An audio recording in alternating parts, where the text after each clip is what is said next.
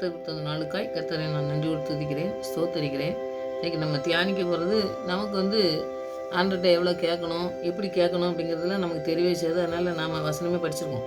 ஆண்டவர் நமக்காக வேண்டுதல் செய்கிறவராக இருக்கார். அதுபோல் ஆண்டவர்கிட்ட கேட்கும்போது நமக்கு கேட்க தெரியாதனால அவர் என்ன தராருன்னு சொல்லி அவருடைய சித்தத்துக்கு நம்ம அர்ப்பணிக்கும் பொழுது நமக்கு பெரிய காரியங்களை ஆண்டவர் செய்யக்கூடியவராக இருக்கார்.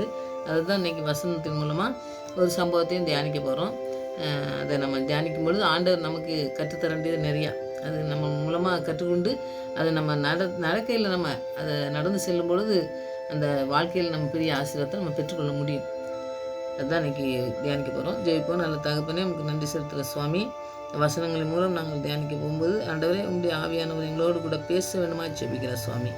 தகப்பனே, நாங்கள் என்ன கேட்க வேண்டும், என்ன செய்ய வேண்டும் என்று தெரியாத பொழுது எங்களை எல்லாவற்றிலும் வழி நடத்துகிற நல்ல தகப்பன் நீங்கள் இருக்கிறபடியா எல்லா குறைகளையும் நிறைவாக்குற தேவன் நீங்கள் கூட இருக்கீங்க. அதனால் உம்மிடத்தில் நாங்கள் ஆண்டவரே உங்களுடைய சித்தத்துக்கு நாங்கள் அர்ப்பணித்து ஜெபிக்கிற பிள்ளைகளாய் காணப்பட எங்களுடைய சித்தத்தை நாங்கள் கேட்காதபடி, எங்களுடைய விருப்பத்தின்படி செய்யுங்கன்னு சொல்லி கேட்காதபடி உங்களுடைய சித்தத்துக்கு நாங்கள் அர்ப்பணித்து ஜெபிக்கும் பொழுது நாங்கள் கேட்பதையும் கேட்க மறந்ததையும் கூட செய்து வழிநடத்த வல்லமுள்ள தேவன் என்று இந்த வசனம் மூலம் சம்பவத்தின் மூலம் படிக்கும்பொழுது கேட்குற பிள்ளைகளுக்கு பெரிய பெரிய ஆசீர்வாதத்தை கொடுங்க. அதன் மூலமாய் என்ன கற்றுக்கொள்ள வேண்டும் என்று அதை நீ கற்றுத்தந்து வழிநடத்தமாக ஜெபிக்கிறேன் சுவாமி.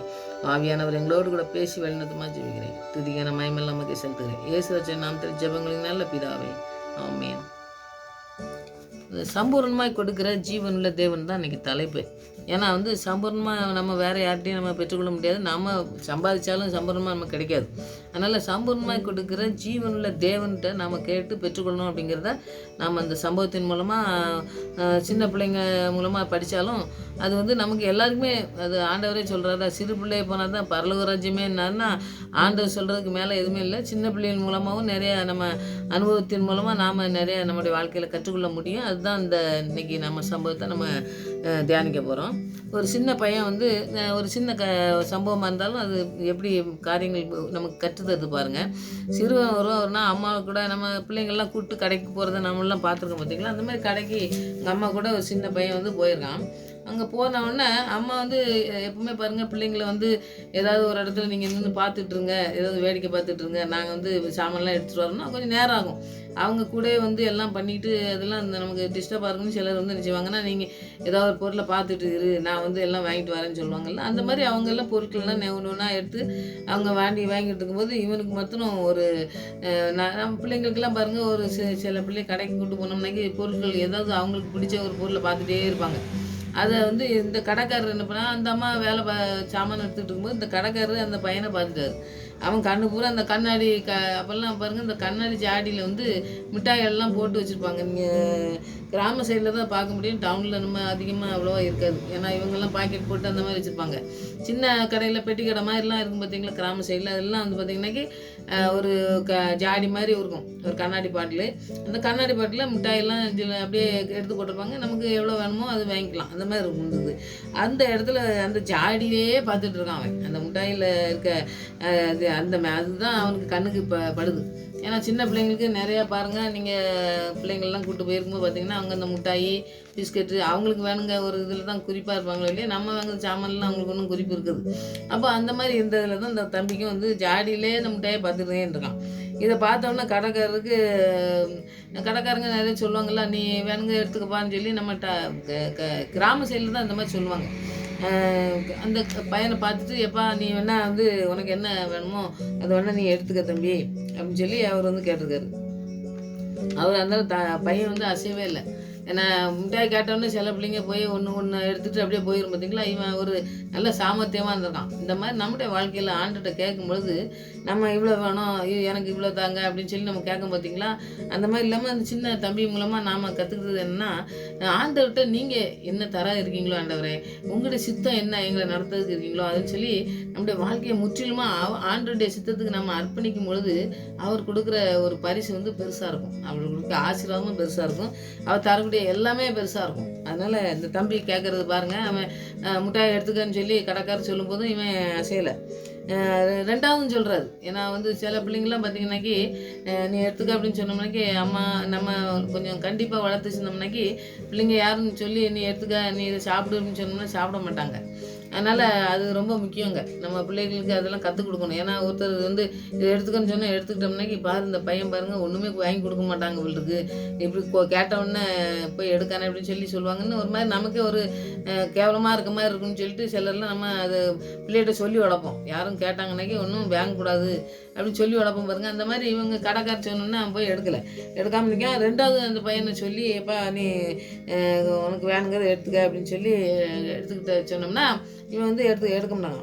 இவர் பார்த்துட்டு அதெல்லாம் பையன் முட்டையை பார்த்துட்டு இருக்கான், எப்படியாவது வாங்கி கொடுக்கணும். அப்போ நாமளே எடுத்து கொடுத்துடலாம் அப்படின்னு சொல்லிட்டு அவர் கை நிறைய எடுத்து இந்தாப்பா அப்படின்னு வாங்கிக்க அப்படின்னு சொன்னோம்னாக்கி அவன் மேல் சட்டையை பிடிக்கும். அப்புறம் டவுசர் போட்டுப்பாங்கள்ல சின்ன பையங்கள்லாம் பார்த்துருப்பீங்க நீங்கள், அதில் ஒரு சோப்பு இருக்கும், அதையும் அந்த பையன் எடுத்து காட்டுவான். நிறையா 2 பையன் நிறைஞ்சிச்சு, அத்தனை மிட்டாய் அவனுக்கு கிடைக்கி. அப்போ வந்து கடைக்கார கையிலேருந்து வாங்கி அவன் வாங்கிட்டு சந்தோஷமாக நான் போயிட்டு வரேன்னு சொல்லிட்டு போயிட்டான். போனோன்னா வீட்டில் அம்மா விடுவாங்களா சும்மா? உடனே வந்து அம்மா சொல்லி கேட்காங்க வீட்டில் போனோன்னே, டேய் ஏன்டா ரொம்ப பிகில் பண்ணிக்கிட்டேன், ரொம்ப பிரிக்கிட்டு இருக்கேன்னு சொல்லுவாங்க பார்த்தீங்களா. ரொம்ப வேண்டாம்னு சொல்லிட்டு அப்புறம் போய் கொடுத்தோன்னே வாங்குறதுன்னு செஞ்சேன். ரொம்ப பிகில் பண்ணிய ஏன்டா அப்படி செஞ்சேன், கடைக்காரரு அவ்வளோ மிட்டாய் எடுத்துக்கன்னு சொன்னார், உனக்கு வேணுங்கிறத எடுத்துக்கன்னு தானே சொன்னார், ஏன் ரொம்ப இது பண்ணிக்கிட்டா நீ, அப்புறம் வந்து கொடுத்தோன்னே வாங்கிட்டே அப்படின்னு சொன்னால் அவன் பையன் வந்து ரொம்ப அருமையான பதில் சொல்லுவான் அந்த அம்மாவுக்கு. அம்மா இதை பாருங்கள், என் கையில் பாருங்கள் எவ்வளோ சின்ன கையாக இருக்குது பாருங்கள், நான் வந்து ஒரு 3 வயசு 4 வயசு மணிக்கு கையை பார்த்துருப்பீங்க நீங்கள். அவங்க வந்து ஒரு 10 மிட்டாய் வேணாம், ஒரு 5 மிட்டாய் 10 மிட்டாய் கூட எடுக்கிறதுக்கு அவங்களுக்கு முடியாது உள்ளே விட்டு எடுக்கும்போது. அவன் சொல்கிறான் என் கையை பாருங்கள் எவ்வளோ சின்னதாக இருக்குது, ஆனால் பாருங்கள் அவர் அந்த கடைக்காரர் கையை பாருங்கள் எவ்வளோ பெரிய பெரிய கையாக இருக்குது உங்களுக்கு தெரியுங்களா. அவர் பாருங்கள் நான் எடுத்தோம்னாக்கி கொஞ்சம் மிட்டாய் ஒரு 5 மிட்டாய் 10 மிட்டாய் தான் வரும், அவர் கடைக்கார கை எவ்வளோ பெருசு, அவர் எடுத்தார் பாருங்கள் 2 சோப்பும் நிறைஞ்சிச்சு எங்களுக்கு. எனக்கு இப்போ சொல்லுங்கம்மா நான் வந்து ஏன் எடுக்கலைன்னு சொல்லி, இவ்வளோ மிட்டாய் எனக்கு கிடைக்குமா எப்படி நான் எடுத்தோம்னாக்கி அப்படின்னு சொல்லி அத்தனை மிட்டாயும் பார்த்து சொன்னானோ. அப்போ அம்மா சொன்னாங்களாம், எப்பா நீ ரொம்ப சாமர்த்தியமாக இருந்திருக்க, சாமர்த்தியமாக இருந்தது மாத்திரமில்லை நீ மிட்டாய் எவ்வளோ கிடைக்கும் அப்படிங்கிற அவன் ஒரு தீர்மானம் எடுத்துட்டான். இப்போ நம்ம வாழ்க்கையில் ஆண்டவர்கிட்ட தீர்மானம் எடுக்கும். இதுதான் நம்ம முக்கியமாக அந்த சம்பவத்தில் பார்க்க வேண்டியது. சின்ன குட்டி பையனாக இருந்தாலும் சரி, அவன் ஒரு தீர்மானம் எடுத்துட்டான். நீ நம்ம எடுத்தோம்னா இவ்வளோ தான் கம்மியாக தான் கிடைக்கும், நம்ம கேட்டோம்னா இவ்வளோ தான் கிடைக்கும். ஆனால் அவர் ஆண்டவர் கையில் நம்ம வாங்கினோம்னாக்கி எவ்வளோ அவர் குறைவு இல்லாமல் நமக்கு தருவார். அவர்கிட்ட நம்ம கேட்டுருவோம், அவர்கிட்ட கேட்டு நம்ம பெற்றுக்கணும்னு சொல்லி இந்த தம்பி இந்த மிட்டாய் வாங்கின மாதிரி நம்மளும் ஆண்டர்கிட்ட கேட்டு பெற்றுக்கொள்ளும் பொழுது அதில் குறைவே இருக்காது. நாம் கேட்டோம்னாக்கி நம்ம குறைவாக தான் கேட்போம், நமக்கு இது போதும் அது போதும்னு சொல்லி நம்ம கேட்போம். நம்முடைய வாழ்க்கையிலே நிறைய காரியங்கள் அது நம்ம நடந்ததை பார்த்துக்கலாம். நமக்கு வந்து என்ன இருக்குதோ அதை தான் நம்ம ஆண்டவரை கேட்போம். ஆண்டவரே எனக்கு இந்த இவ்வளோ போதும், ஆண்டவரே இவ்வளோ தான் என்னால் முடியும் அப்படின்னு சொல்லி நம்ம கேட்போம் பார்த்தீங்களா ஆண்டவர்கிட்ட. ஆனால் ஆண்டவர் செய்கிறது வந்து பெரிய காரியங்களாக இருக்கும். ஒரு வண்டி வாங்கணும், ஏதோ ஒரு பொருள் வாங்கணும்னா அது வந்து நமக்கு ஒரு 10 ரூபாய்க்கு தான் வாங்க முடியும்னாக்கி ஆண்டவரே எனக்கு ஒரு 10 ரூபாய்க்கு வாங்குறதுக்கு ஏதாவது ஹெல்ப் பண்ணுங்க அப்படின்னு சொல்லி நம்ம கேட்போம். ஆனால் அவர் வந்து 10 ரூபாய்க்கு தர முடியாது, அவர் 100 ரூபாய்க்கு தான் தருவார். அப்போ அந்த காரியங்கள் இப்போ என் வாழ்க்கையெல்லாம் நடந்திருக்கு. அந்த மாதிரி நம்ம கேட்குறதே வந்து குறைவாக கேட்போம், ஆண்டவர் செய்து பார்த்தா அப்புறம் ஆச்சரியமாக இருக்கும், நம்மகிட்ட ஒன்றுமே இருக்காது ஆனால் செய்வார். அந்த மாதிரி காரியங்கள் செய்யக்கூடிய ஆண்டவர் நம்மளோட கூட இருக்கிறதுனால நாம் வந்து இந்த குறைவை எனக்கு இது வேணும் அது வேணுன்ட்டு அவர்கிட்ட போய் தொந்தரவு பண்ணி கேட்க வேண்டிய அவசியம் இல்லை. நீங்கள் என்ன செய்ய இருக்கீங்களோ அதை செய்யுங்க அப்படின்னு சொல்லி நம்ம அர்ப்பணிச்சிருக்கும்போது இந்த தம்பி கிடைச்ச மாதிரி மேலே சேப்பு நிறைஞ்சு போவோம், கீழே சேப்பு நிறைஞ்சு போவோம். அந்த மீனை வச்சு ஆண்டவர் எவ்வளோ மீதை எடுக்க வைப்பார் பார்த்தீங்களா. அந்த மாதிரி ஆண்டவர் கருத்தில் நாம் இருக்கும்போது மாத்திரம்தான் அந்த ஆசீர்வாதத்தை நம்ம பெற்றுக்கொள்ள முடியும். இந்த தம்பி அந்த மாதிரி செஞ்சான் பார்த்தீங்களா. நம்ம ஆண்டவர்கிட்ட கேட்கும்போது எவ்வளோ வேணும்னு சொல்லி கேட்க அறிவில்லை, நமக்கு அறிவு கிடையாது. இவ்வளோ தான் வேணும்னு சொல்லி ஆண்டவர்கிட்ட போய் அளந்து கேட்போம். அப்படி கேட்கக்கூடாது. ஆண்டவர் உங்கள் சித்தத்துக்கு நீங்கள் எவ்வளோ தருவீங்களோ தாங்க, நாங்கள் என்ன செய்யணும்னு சொல்லுவீங்களோ அதை நீங்கள் சொல்லுங்கள் நாங்கள் செய்கிறோம் அப்படின்னு நம்ம சித்தத்துக்கு ஏதோ நான் இதை செய்யணும்னு ஆண்டவர்கிட்ட போய் நாம் அவர்கிட்ட கேள்வி கேட்போம். கேள்வி கேட்டு ஆண்டவரை நாங்கள் இதை செய்யட்டுமா இது செய்யணுமா அப்படின்னு சொல்லி நம்ம கேட்போம். அப்படி கிடையாது. ஆண்டவருடைய சித்தத்துக்கு நம்ம அர்ப்பணித்து அவர் என்ன நம்மளை வச்சு நம்மளை ஊழியம் எப்படி செய்ய போகிறாரு, நம்மளை எப்படி நடத்த போகிறாரு, எங்கே கொண்டு போக போகிறாரு, எப்படி ஆசீர்வதிக்க போகிறாருங்கிறதுலாம் அவருக்கு தெரியும். நம்மளை வந்து தாயின் கருவில் உருவாதுக்கு முன்பாகவே நம்மளை தேர்ந்தெடுத்த ஆண்டவர். அவருடைய ரத்தத்தினால கழுவி நம்மளை பரிசுத்தப்படுத்தி வச்சிருக்காருன்னா அவர் நம்மளை குறைவு இல்லாமல் நடத்தக்கூடிய காரியங்களை அவர் தான் செய்யணும். அதனால் அவருடைய காரியத்தை நம்ம எல்லா காரியத்தையும் நம்ம வாழ்க்கையில் எல்லாவற்றையும் நீங்கள் நடத்துங்க ஆண்டவரேன்னு சொல்லி அர்ப்பணித்து நீங்கள் ஜெபித்து பாருங்கள். ஆண்டவர் அற்புதமாக நடத்துறதை நம்முடைய வாழ்க்கையில் பார்க்க முடியும். அது மூலமாக அநேக பிள்ளைகளை நம்ம எழுப்ப முடியும். அநேகருக்கு சாட்சியாக, ஆண்டவருக்கு சாட்சியாக நிறுத்துறதுக்கு நம்முடைய வாழ்க்கையை ஒரு சாட்சியாக ஆண்டவர் நம்மளை நிறுத்துவார். அப்படிப்பட்ட காரியங்களை செய்யறதுக்கு இந்த தம்பி பாருங்கள், கையை எடுக்கணுன்னு எடுக்கலை பார்த்தீங்களா? அது மாதிரி ஆண்டவர்கிட்ட நம்ம கேட்கும்போது பார்த்திங்கன்னா, எனக்கு தெரியாத ஆண்டவரை நீங்களே எல்லாத்தையும் செய்யுங்க அப்படின்னு சொல்லி நம்ம அர்ப்பணிச்சிடணும். அதனால் அந்த காரியங்களை செய்கிறதுக்கு நம்ம இன்றைக்கி அர்ப்பணித்து ஜெயிப்போம். ஆண்டவர் நம்மளுக்கு பரிபூர்ணமாக செய்கிறது, சம்பூர்ணமாக செய்கிறது பூரா நம்ம ஆண்டவர்கிட்ட இருந்து நம்ம பெற்றுக்கொண்டால் மாத்திரம்தான் செய்ய முடியும், நமக்கு நடக்கும் அப்படிங்கிறத நீங்கள் நினச்சி அந்த வசனத்தின் மூலமாக நீங்கள் ஜெயிப்பீங்க. ஆண்டவர் பெரிய காரியங்களை நமக்கு செய்வார். நமக்கு செய்கிறதுக்கு தான் அந்த வசனங்கள்லாம் நம்ம தியானிக்கும். அதனால் பாருங்கள், 1 தீமோத்தேயு 6:17 பாருங்கள், சகலவித நன்மைகளையும் கடைசி பார்க்கணும். சகலவித நன்மைகளையும் நமக்கு சம்பூர்ணமாய் கொடுக்கிற ஜீவனுள்ள தேவன். அவர் ஜீவனுள்ள தேவன். அவர் நமக்கு எப்போவுமே நாம் இந்த உலகத்தில் எவ்வளோ நாள் இருக்கணும், எப்படி நடத்தணும்னு சொல்லி அவர் ஒரு தீர்மானம் எடுத்து அவர் திட்டம் வச்சு வச்சுருப்பாரு. அந்த திட்டத்துக்கு நம்ம அர்ப்பணிக்கும் பொழுது அந்த அற்புதத்தை நம்ம பெற்றுக்கொள்ள முடியும். இந்த சிறு பையன் போய் எப்படி பெற்றுக்கொண்டா பாருங்கள், அது மாதிரி நம்ம சம்பூர்ணமாக கொடுக்குற ஜீவனுள்ள தேவன்கிட்ட நம்ம ஆசீர்வாதத்தை பெற்றுக்கொள்ள இன்றைக்கி நம்ம ஜெபிக்கணும். அப்படி ஜெபிக்கும் பொழுது நமக்கு இந்த குறைகளெல்லாம் நமக்கு நிறைவாக, சம்பூர்ணம்னாலே குறைவில்லாமல் இருக்கக்கூடிய ஒரு நிறைவானது, அந்த நிறைவானது வரும்பொழுது குறைவானது ஒன்றுமில்லாமல் போகும்னு சொல்லி, நம்ம ஒளிந்து போகும்னு சொல்லி 1 கொரிந்தியர் 13:10 நீங்கள் பார்த்தீங்கன்னா, அந்த நிறைவானது வரும்பொழுது குறைவானது ஒன்றுமில்லாமல் போகும், ஒளிந்து போகும். ஏன்னா நம்ம நிறைய நம்ம வச்சுருக்கும் போது பார்த்தீங்கன்னா குறைய நம்ம தேடவே மாட்டோம். நிறைய இருக்குது நமக்கு. அப்போ நம்ம குறைகள் நமக்கு ஒன்றுமில்லாமல் ஒளிஞ்சு போகும். அதனால் நிறைவானதை தரக்கூடிய நல்ல ஆண்டவர் நம்மளோட கூட இருக்கிறதுனால நிறைவான தரக்கூடிய ஆண்டவர்கிட்ட அர்ப்பணித்து நீங்கள் நம்ம ஜெயிப்போம். ஆண்டவர் பெரிய காரியங்களை இந்த நாட்களையும் செய்வார். ஆவியானவர் நமக்கு வசனங்கள்லாம் வெறுமையாக திரும்பாதுன்னு சொல்லியிருக்காரு. அதனால் நிறைவான பலனை எங்களுக்கு தந்து உங்களுடைய சித்தத்துக்கு நாங்கள் அர்ப்பணிக்க ஆண்டவரே நீங்கள் நடத்துங்கன்னு சொல்லி நம்ம அர்ப்பணித்து ஜெயிப்போம். ஆண்டவர் பெரிய காரியங்களை நம்முடைய வாழ்க்கையில் செய்ததை நம்ம கண்ணால் கண்டு ஆண்டவரை மகிமைப்படுத்தணும். ஆண்டவருடைய நாமம் மகிமைப்படணும். அப்படி செய்வார். ஆமாம்.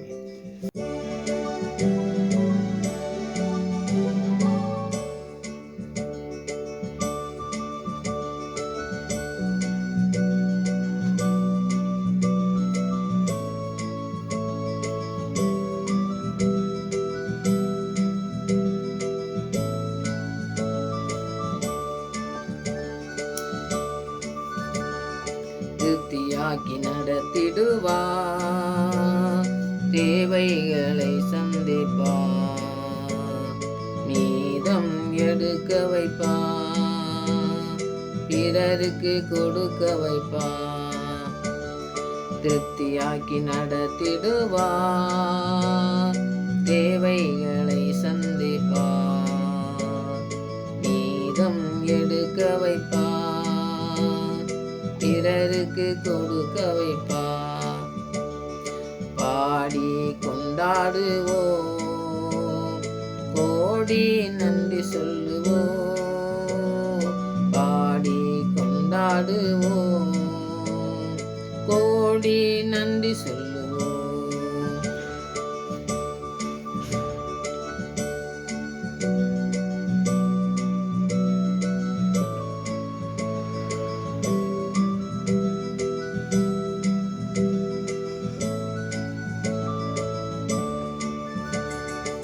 ஐந்து அப்பங்களை 1000 பெருகச் செய்தார். 5 அப்பங்களை 1000 பெருகச் செய்தார். 5000 ஆண்களுக்கு வயிறார உணவளித்தார். 5000 ஆண்களுக்கு வயிறார உணவளித்தார். பாடி கொண்டாடுவோம், கோடி நன்றி சொல்லுவோம். பாடி கொண்டாடுவோம், கோடி நன்றி சொல்லுவோம்.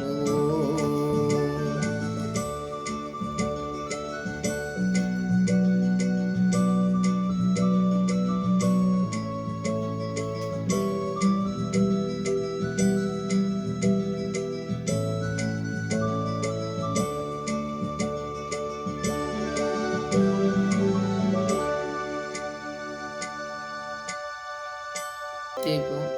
நல்ல தகப்பனே, நமக்கு நன்றி செலுத்துகிற சுவாமி. சம்பூர்ணமாய் கொடுக்குற தேவனிடத்திலே நாங்கள் கேட்டு பெற்றுக்கொள்ள ஆண்டவரே எங்களுக்கு உதவி செய்ய வேண்டுமா ஜெபிக்கிறோம். இந்த நாட்களிலே படித்த வசனங்களையும் தகப்பனே இந்த சின்ன காரியங்களையும் ஆண்டவரே நீங்கள் ஆசீர்வதித்து தரமா ஜெபிக்கிறேன். கேட்குற பிள்ளைகளுக்கு ஆண்டவரே ஒரு ஆசீர்வாதத்தை தர வேண்டுமா ஜெபிக்கிற சுவாமி. சம்பூர்ணமாய் கொடுக்கிற ஜீவனுள்ள தேவன் எங்களோடு கூட இருக்கிறீர் என்பதை உணர்ந்து நாங்கள் உங்களிடத்திலே உங்களுடைய சித்தத்துக்கு அர்ப்பணித்து நாங்கள் ஜெபிக்க எங்களுக்கு இந்த நாளிலே ஆவியானவர் எங்களுக்கு கற்றுத்தரணுமா ஜெபிக்கிற சுவாமி. தகப்பனே நாங்கள் கேட்க தெரியாத பொழுது எங்களுக்காக வேண்டுதல் செய்கிறவராக இருக்கீங்க. எங்களுக்கு சம்பூர்ணமாய் கொடுக்கிற ஜீவனுள்ள தேவன் எங்களோடு கூட இருக்கிறீர் என்பதை நாங்கள் உணர்ந்து கொள்ள கிருபை செய்யுங்க. நிறைவான தேவனை நாங்கள் பெற்றுக்கொண்டு குறைவானதை ஒளிய செய்ய தேவன் தாமே எங்களுக்கு கிருபை பாராட்ட வேண்டுமா ஜெபிக்கிற சுவாமி. நீங்கள் தான் எல்லாவற்றையும் நிறைவாக்குற தேவன் என்று நாங்கள் அறிந்து கொள்ள இந்த சம்பவத்தின் மூலமாக ஆண்டவரே, இந்த சின்ன குட்டி பையன் மூலமாகவும் ஆண்டவரே நாங்கள் கற்றுக்கொண்டதை ஆண்டவரே எங்களுடைய வாழ்க்கையிலே கடைபிடிக்க கிருபை செய்யுங்க. எப்பொழுதும் உண்மையை நோக்கி பார்க்க எங்களுக்கு கிருபை செய்யுங்க. உங்களுடைய கரத்திலிருந்து நாங்கள் ஆசீர்வாதத்தை பெற்றுக்கொள்ளவும் சுகத்தை பெற்றுக்கொள்ளவும் நாங்கள் ஆண்டவரே இந்த உலகத்தில் ஜீவிக்கவும் உமக்கு சாட்சிகளாய் உங்களுடைய நாமத்தை உயர்த்துகிற பிள்ளைகளாய் அநேக பிள்ளைகளை எழுப்பத்தக்கதாய் எங்களுடைய வாழ்க்கையை இருக்கணுமா ஜெபிக்கிற சுவாமி. எல்லாவற்றையும் உங்களுடைய கருத்தில் அர்ப்பணித்து ஜெபிக்கிற பிள்ளைகளாய் தகப்பனே இந்த நாட்களில் அர்ப்பணிக்கிற பிள்ளைகள் அநேகர் எழும்ப வேண்டுமா ஜெபிக்கிற சுவாமி. வசனங்களின் மூலமாக நீங்கள் பேச வேண்டுமா ஜெபிக்கிற ஆண்டவரே. நீங்கள் தான் எல்லாவற்றையும் சம்பூர்ணமாய் கொடுக்கிறவர். நீங்கள் சம்பூர்ணமாய் எல்லாவற்றையும் நிறைவாக தருகிறவர் என்பதை நாங்கள் அறிந்து கொள்ள எங்களுக்கு ஆண்டவரை இன்னும் ஞானத்தினால் நிறைத்து இந்த வசனங்களின் மூலம் எங்களை பேசி எங்களை வழிநடத்த வேண்டுமாய் ஆவியானவர் கருத்தில் அர்ப்பணிக்கிறோம். நீங்கள் அப்படி நடத்துவீர் என்று நாங்கள் விசுவாசிக்கிறோம். இந்த ஜெபத்துக்கெல்லாம் பதில் இருக்கிறபடியா நன்றி சுவாமி. போக்கில் வரத்தில் எங்களோடு கூட இருக்கீங்க, நன்றி. எங்களுக்கு சுகம் தருகிறவரே நன்றி. சத்துரு எத்தனை திட்டங்கள் வைத்திருந்தாலும் எல்லாவற்றையும் ஒன்றுமில்லாமல் செய்து குறைகளை எல்லாம் நிறைவாக்குற தேவன் எங்களோடு கூட இருந்து இந்த நாட்களிலே ஆண்டவரே கேட்குற பிள்ளைகளுக்காகட்டும் எங்களுக்காகட்டும் ஆண்டவரே நீ செய்து முடிக்க வல்லமுள்ள தேவனாக இருக்கிறபடியா நன்றி செலுத்துகிறோம். அப்படி நாங்கள் அர்ப்பணிக்கிறோம். இந்த நாட்களில் எங்களுடைய ஜெபத்துக்கு பதில்படுத்தி விட்டு இந்த விசுவாசலே நாங்கள் பலப்பட எங்களுக்கு ஆவியான உதவி செய்யணுமா உங்களுடைய கிருபையினால் மூடி மறைக்க வேணுமா ஜெபிக்கிறேன். துதிக்கிறேன், ஸ்தோத்திரிக்கிறேன். மறுபடியும் சாமத்தில் வருமுறை எங்களை காத்து வழிநடத்தமா ஜெபிக்கிறேன். துதிகனமாய் எல்லாம் செலுத்துகிறேன். இயேசு ரட்சகர் நாமத்தில் ஜெபங்களின் நல்ல பிதாவே, ஆமென்.